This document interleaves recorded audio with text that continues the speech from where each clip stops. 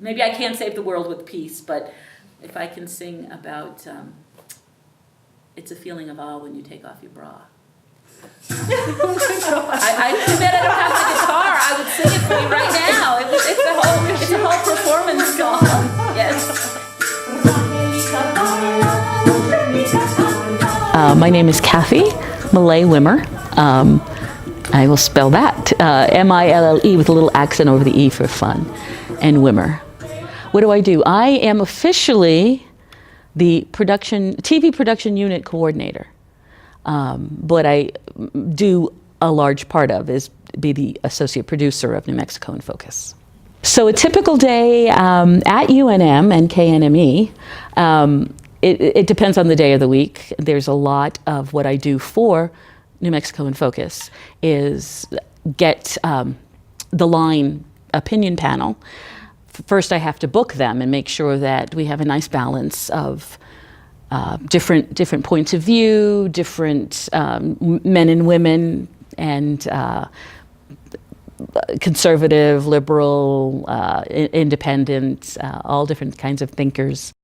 On a typical Monday, I will go through the newspapers, all different newspapers, and I will look at the topics in the news, put them kind of in a document, and just kind of send them out to the people that we have on our panel and say, do you want to add any to these? And then the whole business of the week progresses from there, compiling the information, that the feedback that we get, and then writing a script for it, or getting help, or helping Sarah write the script, our producer write the script, or writing parts of the script myself. So that's my day job, does that a lot. And then I take a music class through UNM because one of my other interests is in early music of the Middle Ages and the Renaissance. So that's really one of the things I rush off often from here, 2 days a week, to get to my class, or my music class.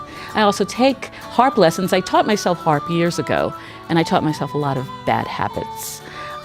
So I have a lot of practicing when I get home from work or early in the morning.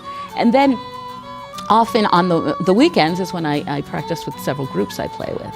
And one of them is my friend Gwen, and we're the Bardic Sisters.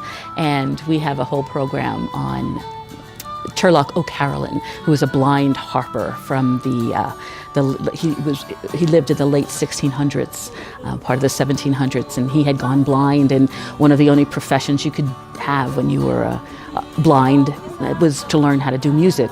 And so I have this whole story that I wrote about his last day and coming back to this one house and playing his music for this little kitchen girl. So that's one of the typical weeks in my life. I ended up at KNME because I worked at UNM for a different department, and it was a term appointment, so I was looking for something else. And I actually saw this in the jobs at the UNM website, and oddly enough, it said preferences would be a degree in journalism, blah, blah, blah, or theater. Which I was, wow, that sounds great. I could actually apply for a job that said my background in theater. And then when I applied for the job, I found out that Michael Kamens and I were both in the theater department, like right around the same time at UNM.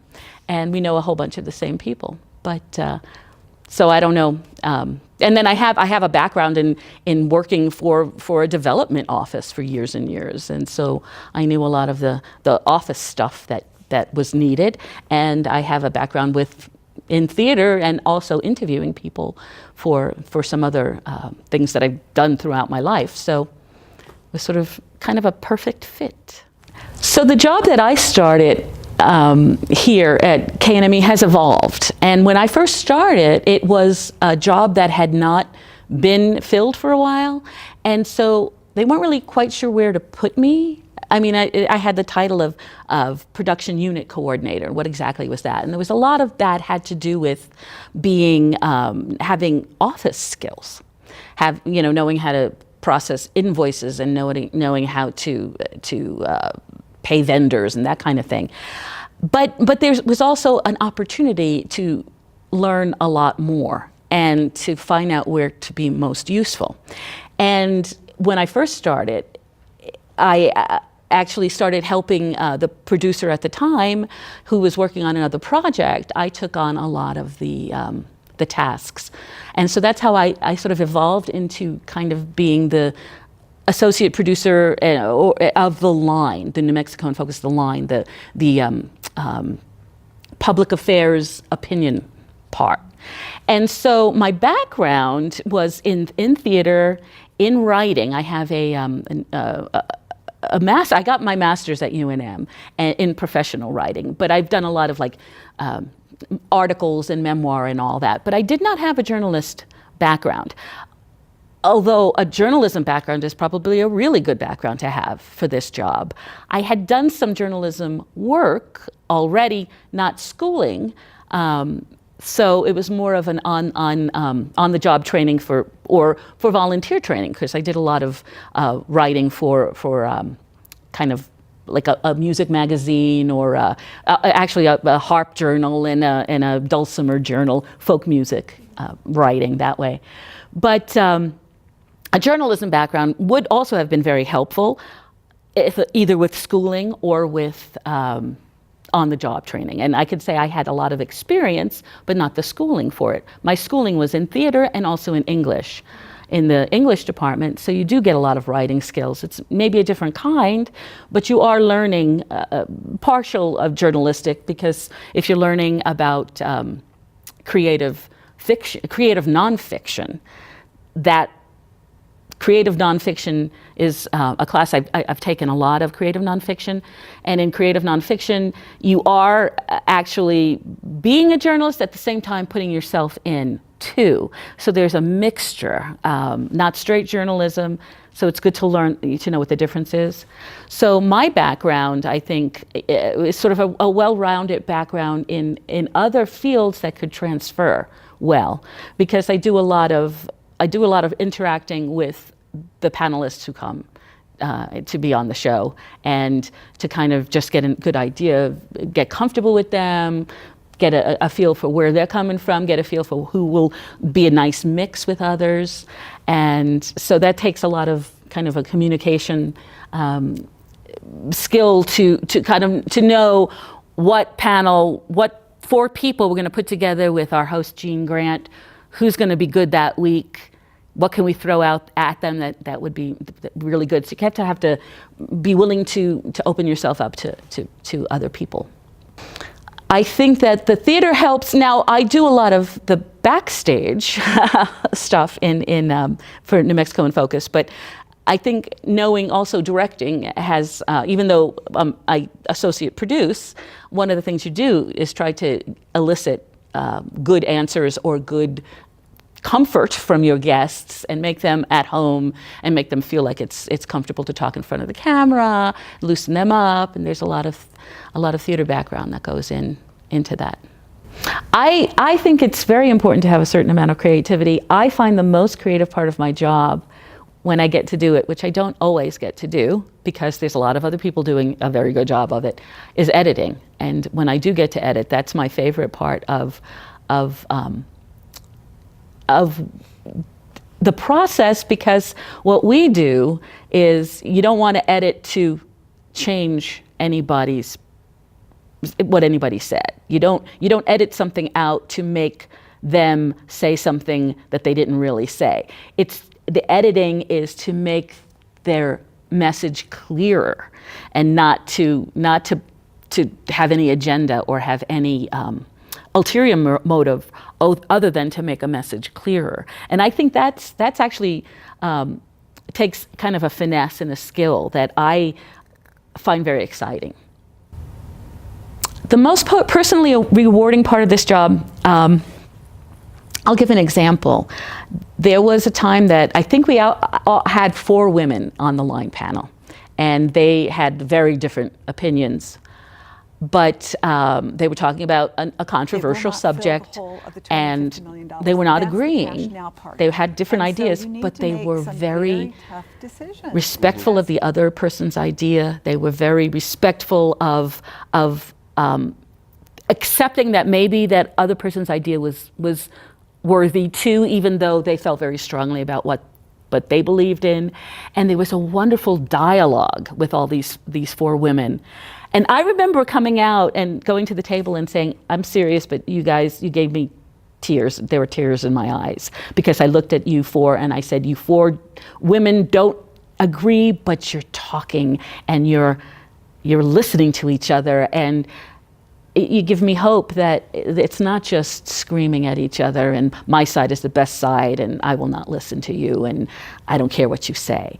And I really, that gave me a real feeling of like, okay, this world is not that bad. There's hope. And that's one of the best parts of my job, is when that happens.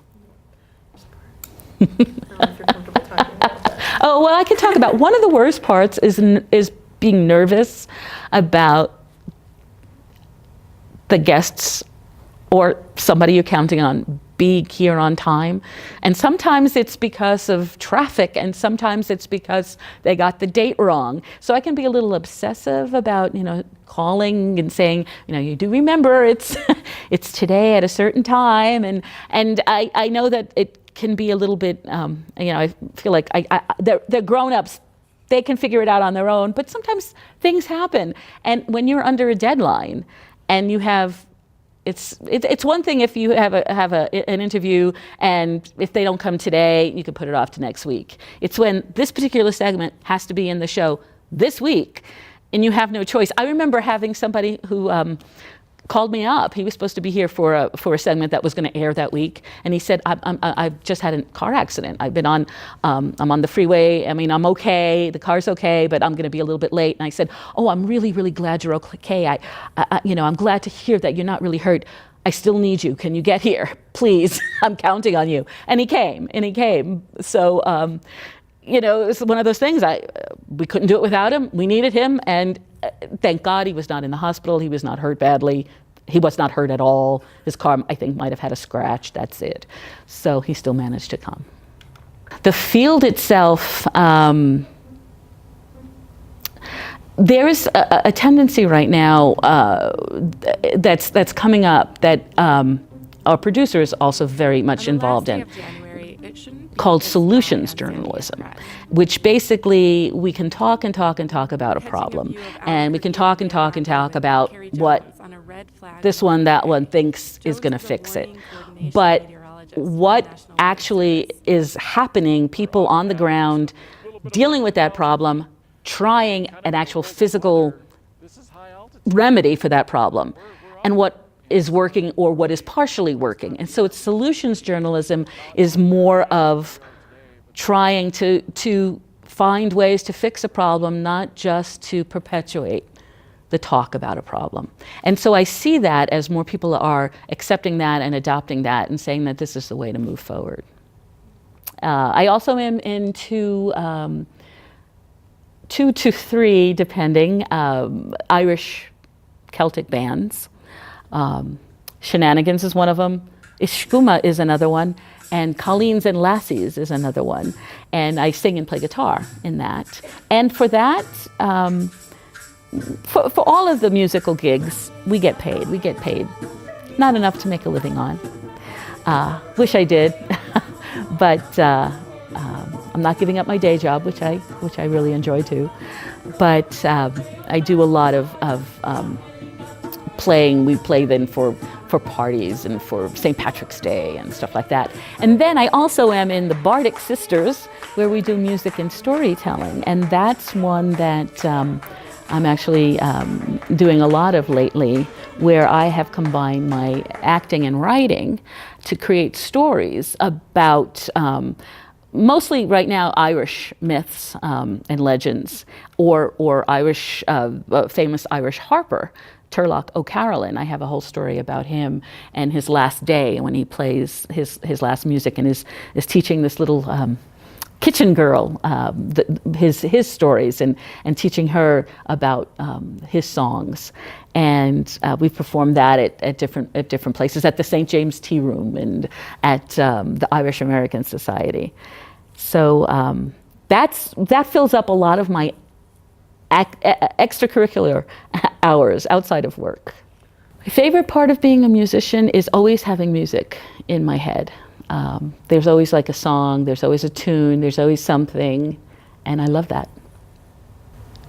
It's sort of kind of come full circle because I started playing guitar when I was 10 and played in folk mass at church, and then really was into Simon and Garfunkel and folk music. And then I sort of went away from it, did a lot of theater, and didn't play as much, didn't go back to the guitar like I used to all the time when I was in high school. I'd never be without my guitar. And then I kind of went away from it for a while, and I've kind of gone back to the folk music, picking up the harp. And over the last 15-ish years, the harp has become my main instrument. And I am actually, for the first time, taking harp lessons because I taught myself a lot of bad habits. And I'm trying to unlearn those bad habits and learn good habits.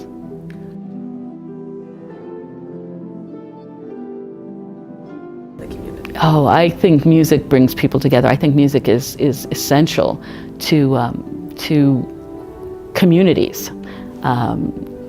It was such a part of community in years past, and people don't do it as much anymore, get together and just play music for the fun of it. But when you do, it's a wonderful, wonderful feeling. And I love that music can also communicate with people who no longer can communicate. When my mom was dying she had dementia. That was the only way we could communicate, is I would sing to her. I would sing and she would sing back. So she didn't have very many verbal skills anymore, but she could remember the words of certain songs. She loved mariachi music, and I would play mariachi music for her over and over, this one particular album that we had, because she loved it. It was certain things, that was the only way that she could find joy, was through music. So, I mean, I could go on and on about that, but it's just, I think it's essential for life. I was once told that, and I think this works for any place, anywhere. It was like, oh, your technique is terrible. And I felt like, okay, all right, I'm no good anymore. I just can't do it. I shouldn't do it. And I had someone who was also a music teacher say to me, no, it isn't. You have your own style of playing. You have your own style of doing something. Try to just maximize what you can do well. If you want to work on something else later, that's fine too, if you want to work on things. But don't undermine what you can do by saying, oh, well, you're not as good as, or you can't do this. You might have a talent in another way. You might be good at something else. Don't negate that. I wish, at your age, I wish I knew that there are so many things that I could open myself up to be interested in, and just because I chose one path at the time, it doesn't mean that that's the only thing I'm good at. I could be good at something else if I show an interest in it. I had a tendency to say, all right, my best friend's great at painting and artist, and she's really good, and this one's really good at classical music, and this one, and okay, I can do this, and not giving myself a chance to say, oh, I can try. Let me try that. Let me try something else. In